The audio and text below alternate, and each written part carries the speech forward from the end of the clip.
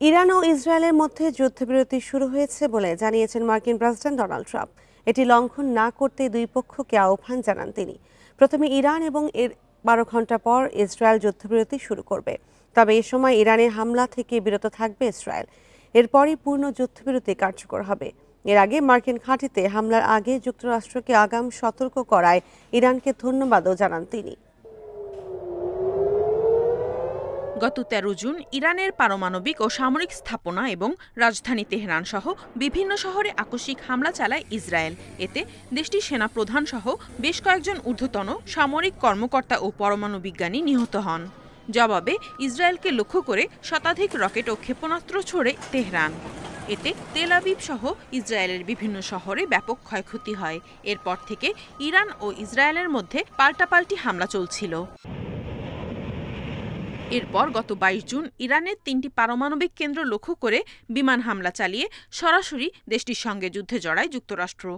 মধ্যপ্রাচ্য সংঘাতে জড়ানোয় যুক্তরাষ্ট্রসহ বিশ্বজুড়ে বেশ সমালোচনার মুখে পড়েন রিপাবলিকান এই নেতা।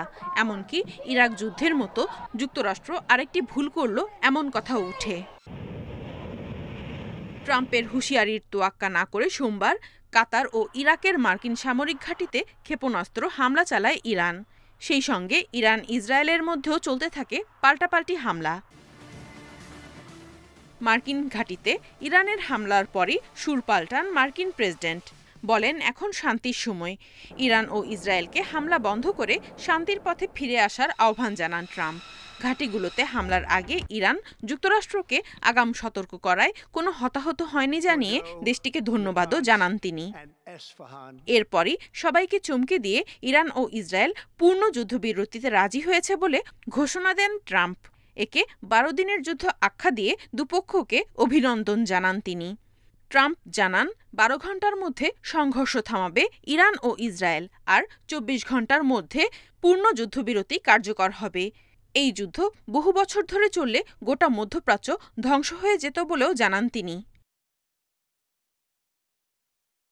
এদিকে ইরানের পররাষ্ট্রমন্ত্রী আব্বাস আরাকচি জানিয়েছেন, ইসরায়েলি আগ্রাসন বন্ধ হলে তারাও পাল্টা হামলা বন্ধ করবে। Nadia Tabassum, independent news.